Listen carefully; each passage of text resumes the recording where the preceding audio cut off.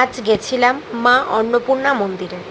দক্ষিণেশ্বর মন্দিরের আদলে তৈরি করুণাময়ী মা রাসমণির ছোট মেয়ে জগদম্বা তৈরি করেছে। জগদম্বা এবং মথুরামোহন মিলে তৈরি করেছিল এই অন্নপূর্ণা মন্দিরটি।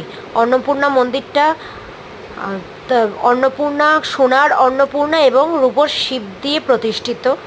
ভীষণ ভীষণ ভীষণ সুন্দর, ভীষণ সুন্দর। আমাদের হয়তো এতকাল জানা ছিল না। রাসমণি সিরিয়ালটা দেখার পর আমরা জেনেছি যে এখানে একটা মন্দির আছে। বাট আজকে গেছিলাম আমরা, ভীষণ মজা। আমার মেয়ে ভীষণ মজা করেছে, ভীষণ আনন্দ হয়েছে। মন্দিরটা চারিদিক ঘুরে দেখেছি, পুজো দিয়েছি। পুজো নেয় সকালবেলা আর সন্ধ্যাবেলা আরতির পর ভোগ দেওয়া হয়।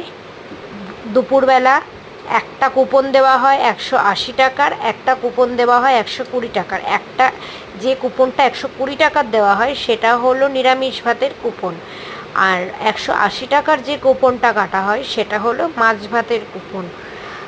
এখানে আমাদের শোনা যে এখানে নাকি শ্রী শ্রী রামকৃষ্ণ পরমহংসদেব নিজে এসে এই মন্দির উদ্বোধন করে গেছিলেন, প্রতিষ্ঠা করে গেছিলেন। আমরা শুনেছি সেটা।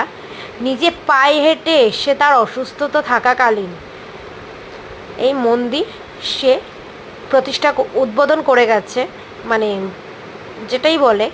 বাট ভীষণ ভালো। তোমরাও কেউ কখনো একটা সময় পেলে ঘুরে এসো। এটা ব্যারাকপুর গান্ধীঘাটের ওই গলিটা দিয়ে ঢুকলে যাকে জিজ্ঞাসা করবে সেই তোমাদের বলে দেবে।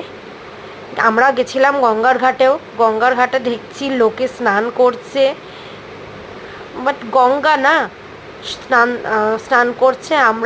আমি চারিদিকটাই ঘুরে ঘুরে দেখেছি, পুজো দিয়েছি। ফটো তোলা বারণ, কিন্তু আমি তুলেছি, কেউ ছিল না যেহেতু। বাট খুব ভালো লেগেছে, ভীষণ ভীষণ ভীষণ ভীষণ ভালো লেগেছে। খুব শান্তি, খুব শান্তি। তোমরাও পারলে কেউ একবার ঘুরে এসো, কিন্তু একটু বিকাল বিকাল যেও, তাহলে সবটা খুব ভালো স্পষ্ট পরিষ্কার দেখতে পারবে। এই যে গঙ্গা,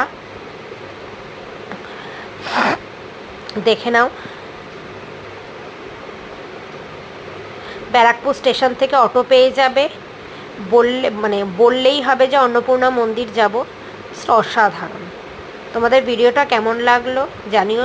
ভালো লাগলে লাইক করো, কমেন্ট করো এবং শেয়ার করো।